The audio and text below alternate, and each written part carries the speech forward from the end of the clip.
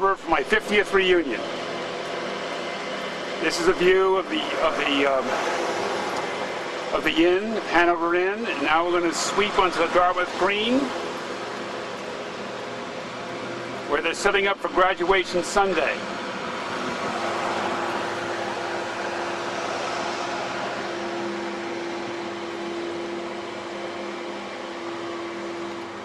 Berta.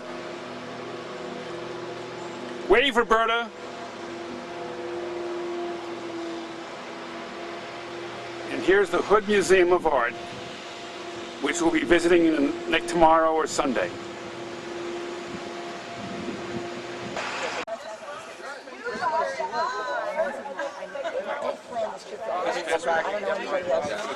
Here's Ron Lazar. Yeah, hi Ronnie. Nathan, how are you?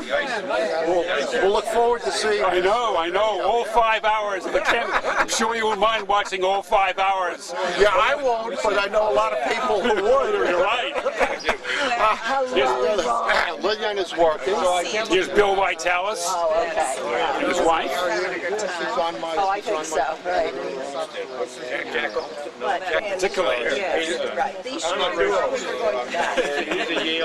As I told Ron Lazar, I'm sure he's not going to mind watching 5 hours of unedited camcorder movies. He certainly is. Just a moment, just a moment. I don't know whether I'm recording. Turn your tag. Oh, okay, here we are. And yeah, it's a reunion. We had good lobsters last night. Great lobsters. And we're going to have fun today. We have the Glee Club, which I love. Okay, yeah. Tell Lillian dinner. Yeah, no, well, you're going to come up there. Well, there's a meeting, this is a seminar meeting. Yeah, right. Right. You're just the guy I'm looking for. Really? Yes, I want to ask you a question. There he is. See if you can answer on Dick Blum, Dick Blum, right. Nathan Burkhan, not Hi, Burkhan. Nathan. Dave Dave Goldchuck, Goldchuck. I saw you last night.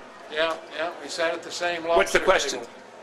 I, in the last year, read Robert Caro's biography of Robert Moses. Right. And a Nathan Burkhan. That's my dad. Yeah, that's what I figured. But the reason for the condemnation, the reason for the right-of-way through Harlem was that Harlem was declining. He says that it was due to a favorable condemnation of Hearst. It could have been a factor. I mean, it could have been a factor, but the major reason was that 96th Street, Yorkville, was a vibrant community, primarily, occupied by white people, and Harlem was occupied by black people, and Harlem was in a state of decline in those days. And my dad was a Tammany district leader, and this was the place to go. The major reason was not the condemnation. The major reason was that 125th Street right away was slummy. 96th Street, to go through 96th Street would have been devastating. A native New Hampshireite. Excuse me, pardon me, Vermont. Vermont. I'm sorry.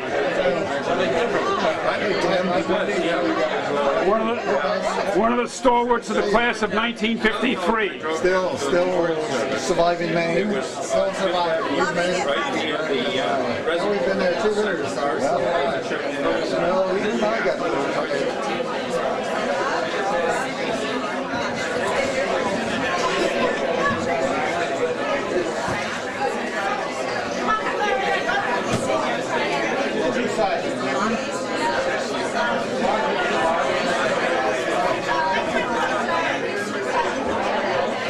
Here we're receiving our 53 hats.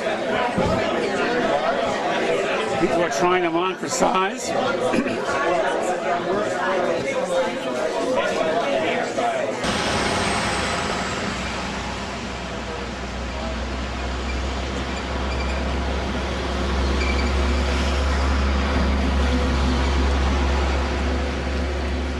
Another view of the campus. I believe the buildings we're looking at are the oldest buildings at Dartmouth College. They're 18th century structures.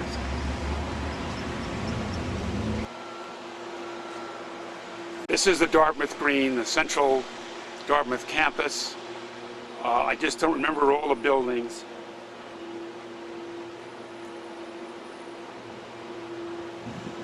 They're setting up for graduation Sunday. Today is Friday. The structure directly in front of you is Baker Library.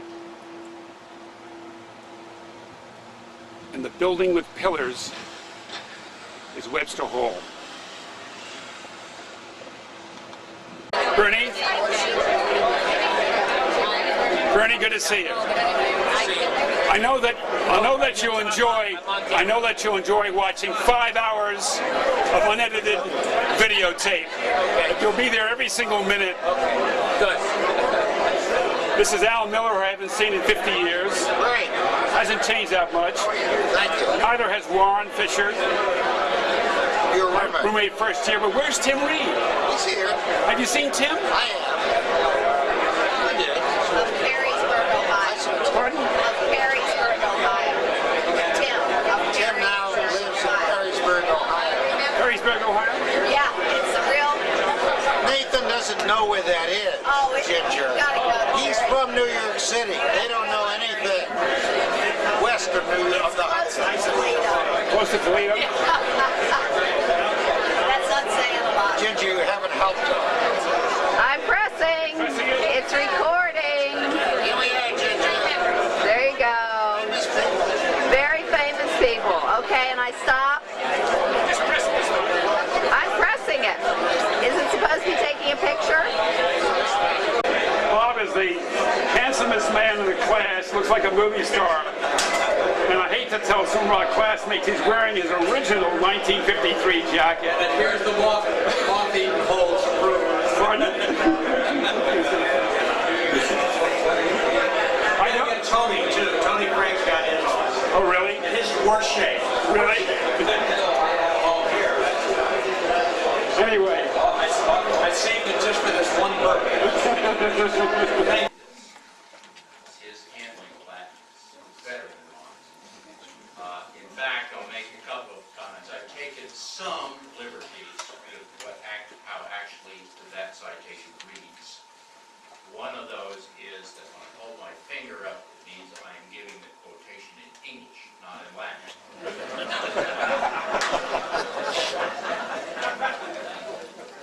And it reads as follows, again, non-Carpenter Gossip rules.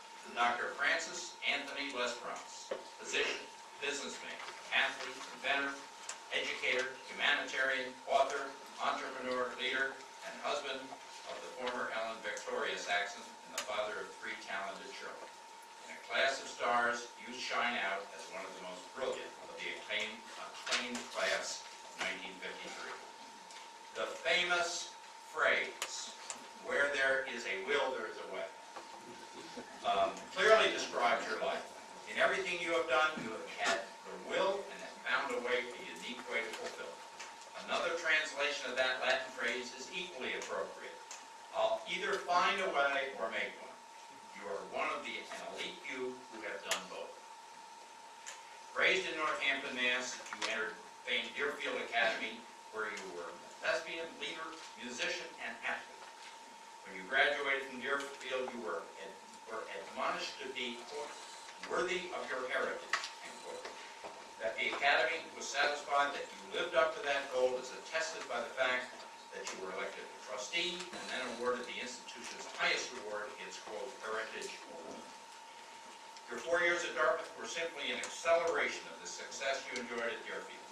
You majored in pre-medicine, were a member of the Undergraduate Council, Alpha Kappa Kappa Society, Teleoptimus, Vigilantes, president of the Green Key, president of the senior class, a varsity swimmer, member of the band, and the dormitory committee, as well as a very prestigious Casting Conference Society, a Phi Beta Kappa scholar, and a magna cum laude scholar.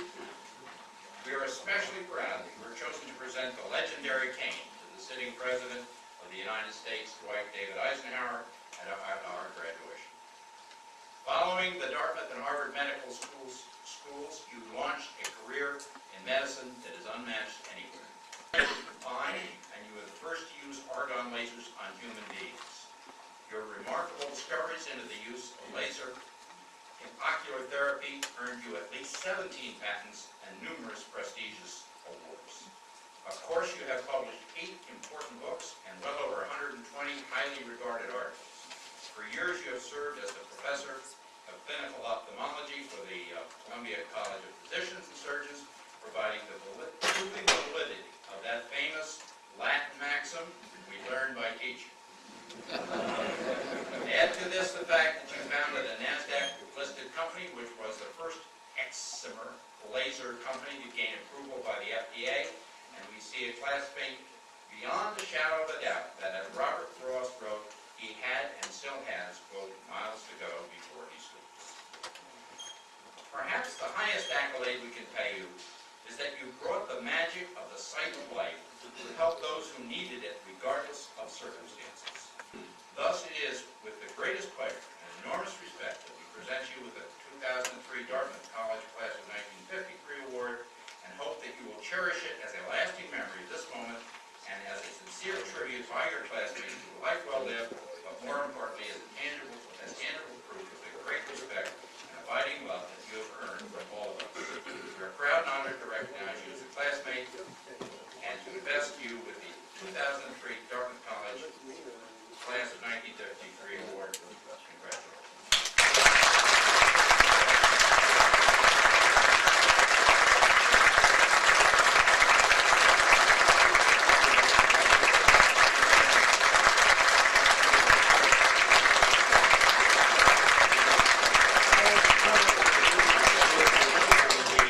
The award is accompanied by hardware supplied by an anonymous donor. None of you'd be able to guess who that was. Dr. Francis A. Lesbrown Jr., 2003. That is yours in perpetuity. And you get to keep for 1 year the ball with everybody's name.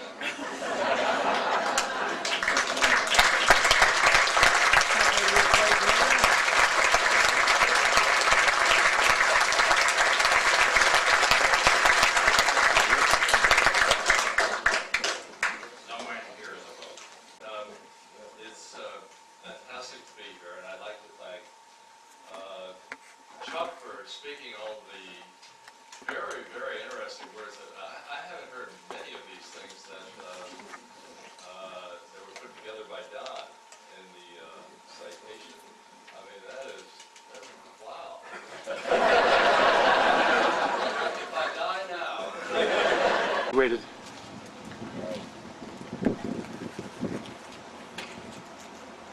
So how much money are you prepared to give? I don't know right now. I don't think my portfolio has kind of been hit by the market. I don't know about you. You're in real estate, aren't you? Yeah, I think you were in real estate. And you went to law school, I think. Yes. Did you practice law at all, or did you? Not really. Not really? A little bit. Right. Have you seen George Sonner? Yeah. Saw him at the end. I saw Dick Geezer. I saw Al. Is that are we, Nathan? Pardon?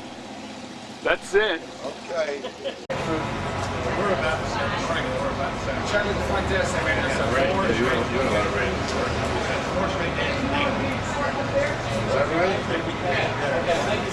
this month. We have 6 days. That's a long time. They're giving me 95 days.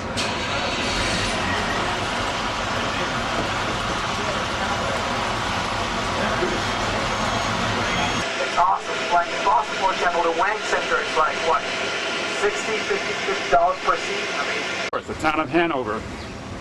The main street has barely changed in 50 years. Some of the shops are different, but it looks exactly the same.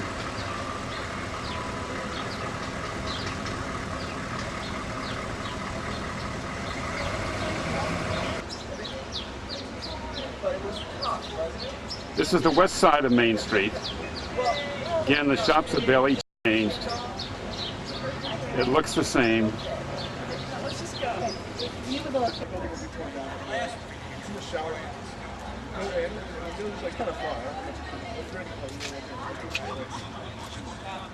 If you're ever in the library, it's on the first floor of Gary, pardon me. You know, like you make the right.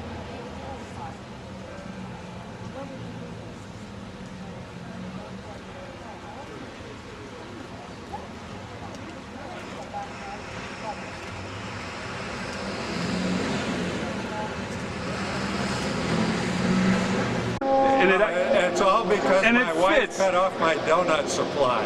Oh, I see. No more Dunkin' Donuts. Yeah. No more Dunkin' Donuts. Where do you live, Wade? In Oakland, California. Oakland, California. Home of the A's. Tent for the cocktail party, meeting fellow classmates. Saturday evening, June 7th, 2003. Dorkin, who I haven't seen in 50 years, together with John, who I may have seen. Can you see through there? Oh, I can see. I think Fred was a government major. Am I right? Yeah. He took Carr's course. Yeah. Joel Parker. Major or anything. I was in the Navy. And I went to Tulsa. By the time I got done requirements, there was nothing I could take.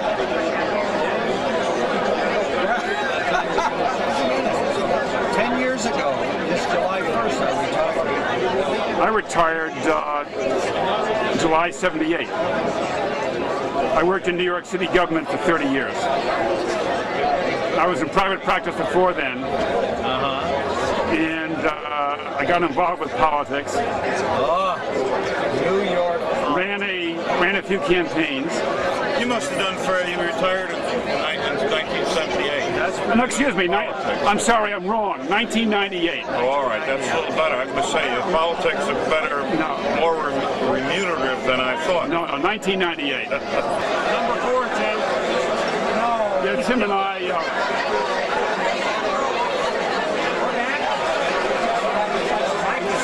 We were a lot younger. Yes, we are. Oh, that's a younger machine? Right. You know what was, you gotta move around with this. This is not it's a camcorder. It's a cheap fundraiser. Oh, really? That's one of them. I can't remember where the top goes.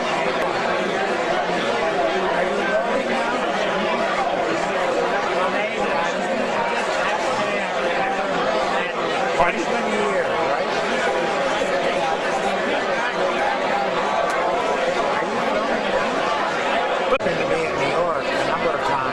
You should call me. That's what I sent you that email. Right. That's what I was going to do when I got to New York. But it didn't happen. I mean, hell, we'll take you out. Well, good restaurant. Good restaurant, okay. Well, I remember when you were a freshman in a room. Your picture is posted. It's a little picture of you and Bruce Sherman. It's on one of those cards. Really? Yeah. On top of the Matterhorn. No, it was on the Volendam. The Volendam in the summer of 1951. Yeah, I'm going to take a look at who that's with. And we're all looking at this one woman There we go. who was a hot, it was hot stuff. I chased her for 50 years and finally got her. That's impossible. I wasn't born. You know something? We didn't get anything. I was a figment of Gold on that. Bruce took out Harriet Gold, and there was a gal by the name of Corrine somebody. But on NPR now, in the morning, if you listen to the credits as to it's Harriet and Richard Gold Foundation, that is helping to finance NPR. Really? Yeah. So we missed it again. What the hell? What the hell? Anyway, time agrees with you. Yeah. With all of us, it's going well. Now you're the head of this organization, which you're fighting the Bush administration. They're resisting, we are dealing with development in Latin America. Education, mainly education, social, health programs in Latin America. And I happen to be left in the organization as the last Clinton nominee. Elected by all the governments of the hemisphere, so they can't, the Bush administration can't get rid of it. And the Bush people would like you to step down. They would love, they would love to sort of, they'd like to disappear. But disappear, but you're not going to disappear. No, I don't disappear. No, No don't Dartmouth disappear. man disappears. That's right.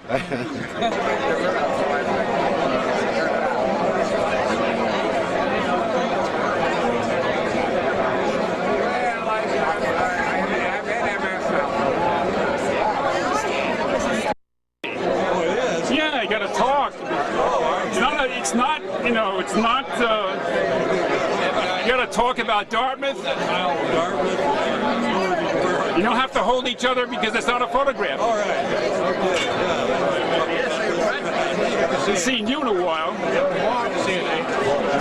Here are these guys who can actually fit into their blazers after 50 years. And we're here to wear them to piss off everybody else.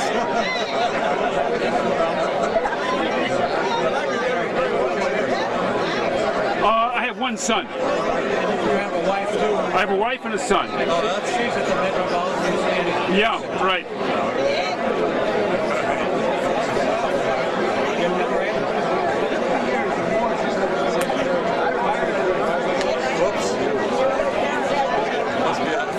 And this is Wally Oshnault, star of the government department or some other department. Right. I used to call him all the time. We had a lot of fun over the years. My wife Sally. Hi. Andy and I lived in the decrepit Pyland Defy house. Yes, and he had a lot of... It was a slum. It was a slum. Kinds of problems. Right. You gotta go to some of these houses. How's it going? It's difficult. Andy, what are you doing with yourself? What did you do? I mean, what do you know, what was your field? Well, I went to fair school, but I went to college. I got my PhD. Worked for IBM for many years. You what? Worked for IBM. IBM. IBM. Yeah. You worked in IBM in the good times. Yes, yes. I left it, but they changed. I know. Left in 10 years ago. I know. I have my own software company now. Oh, really? I hope that, is it a private company or is it public? Private. What kind of software is it, Andy? We have document management and workflow. You know what workflow is? We manage companies or the business to program the whole procedures and what everybody should do, what memos they should write, and so on. Right. And so on. That's what we did. You ever know a guy by the name of Jim Barton who works? We're now recording, so say whatever you want to say. Go ahead. It's a movie. It's a movie. I'm in a picture, sir. There's it. Now you got Eddie Boyle. You got everybody else like this. Look at this. I haven't Bob Simpson. All right, here we go. They walk right through. It's okay. Okay, let me get a different angle. Well, this is such an improvement. Okay. Fantastic. I think I'm going to the camera. Okay. We really haven't changed that much in 50 years. Well, you know, these are going to be very good. Everything is recording. Everything you're saying, the whole thing. Let me zoom in on both of your faces, okay? You know where the zoom is? Yep. And now I've got yours, and say hi. Hi. I got yours, and say this is great.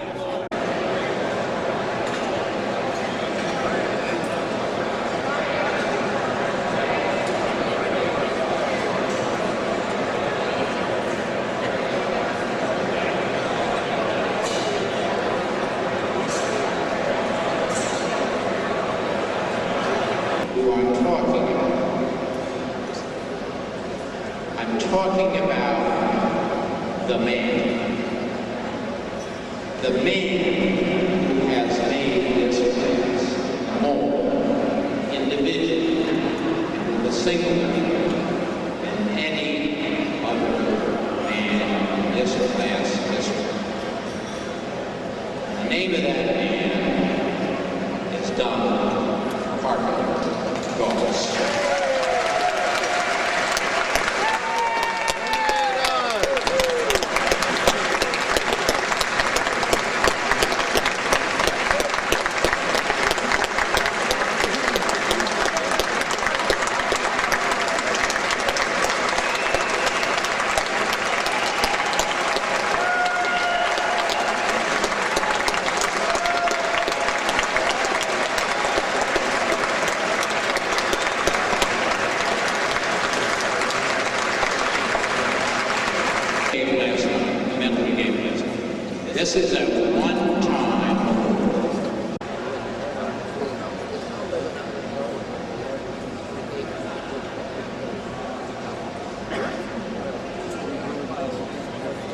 Thank you, Chuck. Don, you really don't deserve all that you know. But being a fancy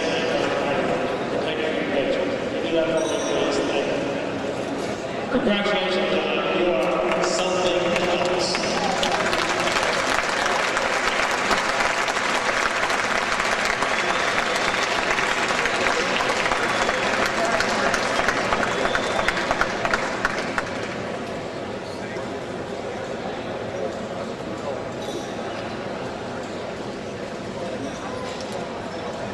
Story we were telling.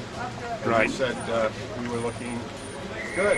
And I was telling you that there are 3 ages of man. Right. Youth, you know youth when you're young. Right. And the middle time, middle age. Right. Well, that's in the middle period.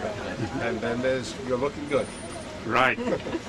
Well, 50 years has gone by, and it was quite an experience being a student here, wasn't it? Did you ever ski? I learned to ski. Well, that's a real accomplishment. I know. I'm very proud of you. I learned to ski. It's one of my great... Anyway, we'll have a great commencement, and stay well, both of you. Yes, and you too. And Okay. Thank you very much for including us in your chronology. Okay. Okay. Oh, now it's recording. Go ahead, now start all over again. Bernie, just get in for a minute. Nathan, start all over again. Bernie and I were Pilands. Yeah, 50 years ago. 50 years, more than 50 years. Actually, I got in my junior year, not my sophomore year. Nathan, give the date. It's June 8th, commencement date. 2003. 2003. Yeah. There goes my calluses. Yeah. Right. When we graduated, now as people at Dartmouth, well, I've got to go now to line up for the procession, the commencement audience. And you can hear the bells of Baker Library, those beautiful chimes. Class of 1933, probably in their 90s. And they come back for, I think, their 70th reunion. And good for them. They have the Dartmouth spirit. In this class of 1953, we had a tremendous turnout. I believe around 270, more than 50% of those people who are still here. And I had some great years at Dartmouth College, great years. The Dartmouth experience changes you. You're not exactly the same person after this experience. It's much more than just academics. It's the spirit of the place, the location. The sun has come out. It's turning into a beautiful day. Well, I guess the sun is in and out of the clouds. You got some, yeah.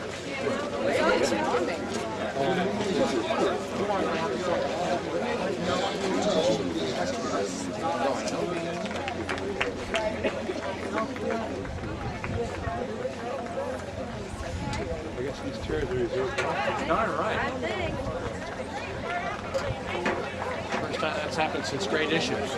Yes, that's right. I can never take enough. Well, this is a wonderful occasion. Here we are, and it's June. It's a little bit cloudy, but it'll be a beautiful day. Yeah, slightly overcast.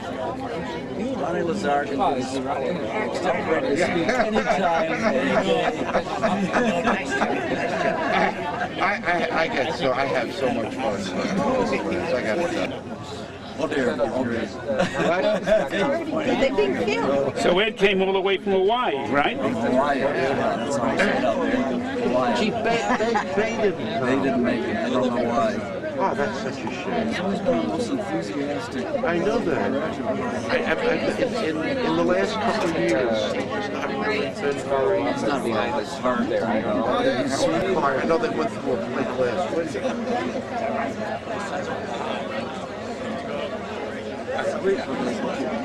The 53s are wearing our special hats. We went to the wedding of his son, and Fortunately, the weather's okay today. Yesterday, the weather was really bad. so wonderful. And it was, you know, so grand.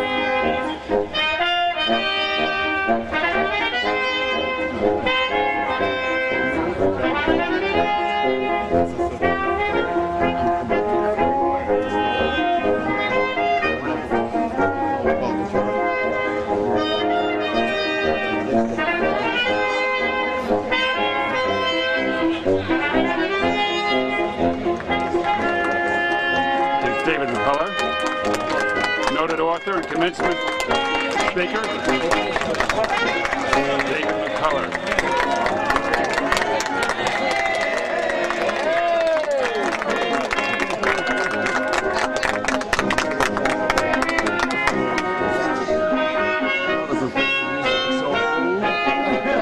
Faculty.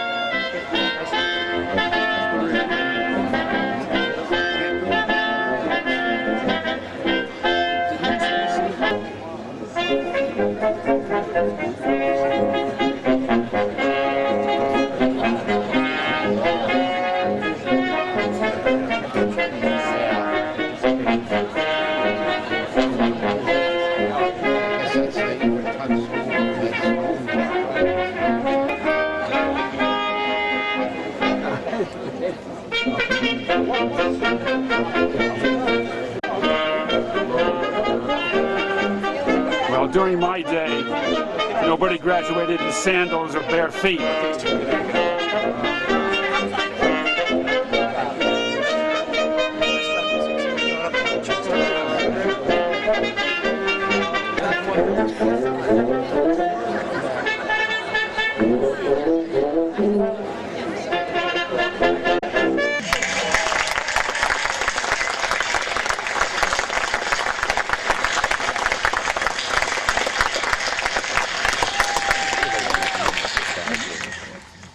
Billie Jean King, following your first tennis lesson at age 11, you reported to your mother that you were going to become the best in the world. And indeed, you did just that.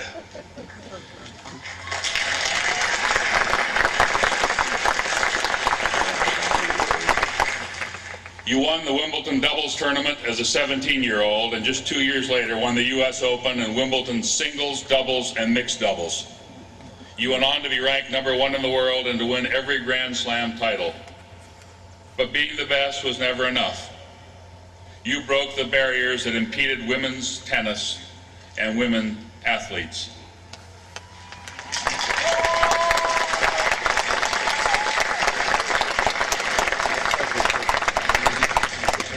The proof of your success is all around you, including here in this graduating class.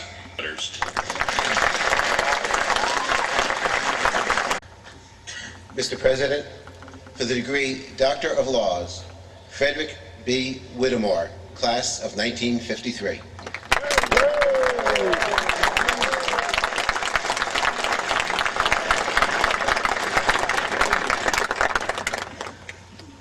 Frederick B. Whittemore. When President John Sloan Dickey presented your father with an honorary Dartmouth degree in 1948, he called him a, quote, good New Englander, end of quotation. One whose accomplishments in private life are balanced by a commitment to the public good. We here affirm that the apple has not fallen far from the tree. As a partner and managing director at Morgan Stanley, you have literally roamed the girdled earth, but never forgetting your New Hampshire roots.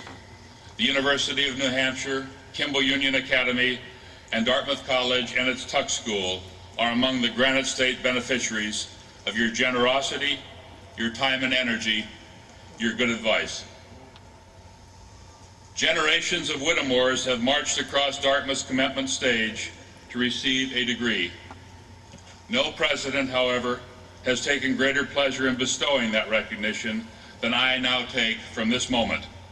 Dartmouth is honored to present to you the degree Doctor of Laws.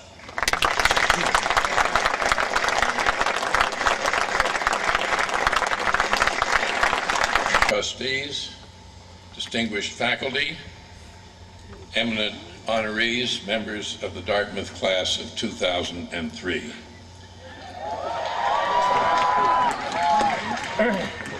Worthy parents, worthy, justly proud parents, friends of Dartmouth, visitors from abroad, fellow citizens, I am extremely grateful, particularly grateful, to receive this highest of honors conferred by this venerable, beloved college, and to be asked to speak on this justly celebrant day of days, as well as President Wright for their friendship and hospitality over the years, and to thank especially the Dartmouth faculty and library staff for the work they do and for the gracious way you welcome and accommodate such guests as I've been.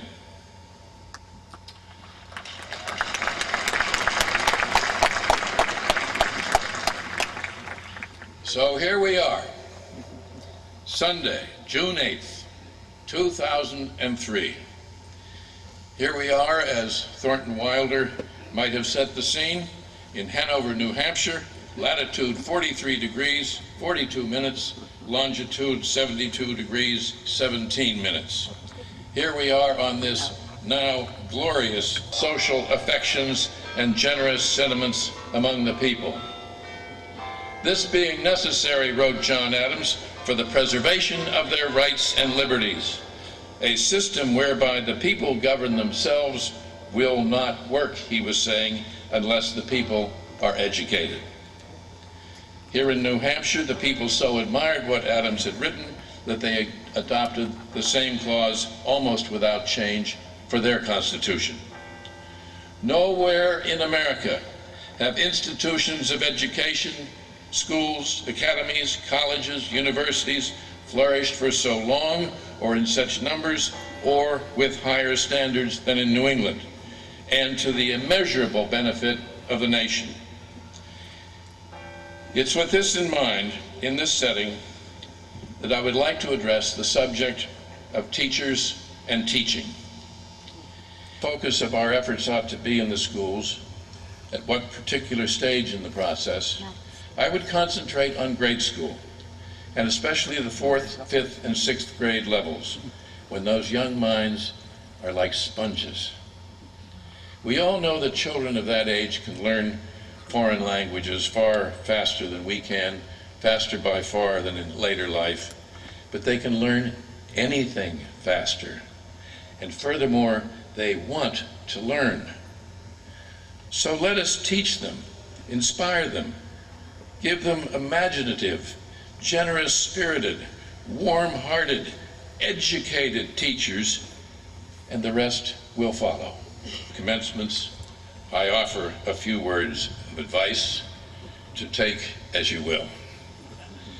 Whatever you do in life, don't do it lukewarmly. Be the kind who forges ahead, and don't ever quit because you're behind. Don't use a fancy long word when a short, plain one does the job. Remember, there are truly exceptional people in life, and learn to recognize them and to respect them. Read. Read every chance you get. Read to keep growing. Read history. Read poetry. Read for pure enjoyment. Read a book called Life on a Little-Known Planet. It's about insects. It'll make you feel better. Write some real letters. Teach a child to sing. Go exploring in your own town. Go west by train. Someday, tell your own children about the teachers who meant a lot to you. Never, never, never check out of the hotel or motel without tipping the maid. Work hard. Work hard. And don't work just for the big payoff. Choose a life in which the work itself is the payoff.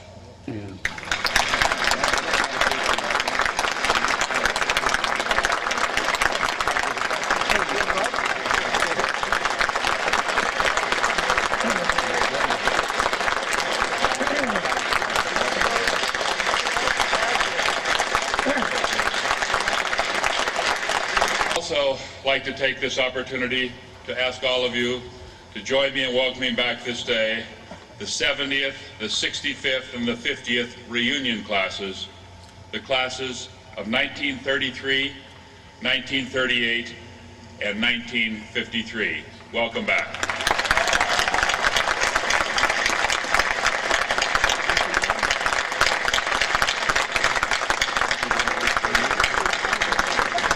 Privileges pertaining thereto. Congratulations.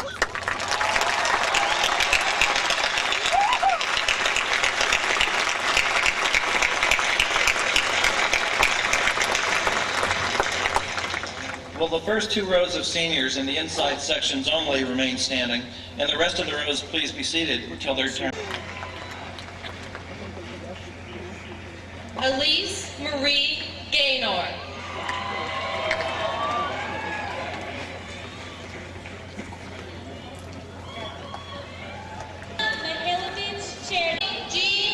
But now we must go home, back to New York City. Everybody in the class had a wonderful time.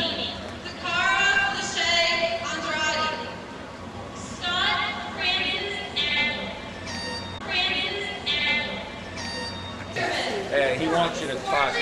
Well, here are two distinguished alumni and fraternity brothers from Thailand, together with Connie Geezer, Bernie Sudikoff, Les Franz and McRae walking by. Dick Geezer, great president of Thailand. It's easy for you to say. That's okay. Let them take our picture. Let them take our picture. This must be somebody. Now, I want a picture with you guys. Yeah, sure. Just hold it up to your right.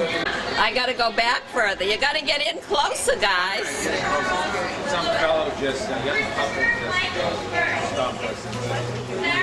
Where's the button to press? It's on. Oh. You don't press it, it's on. Go. Okay. Thank you, brother.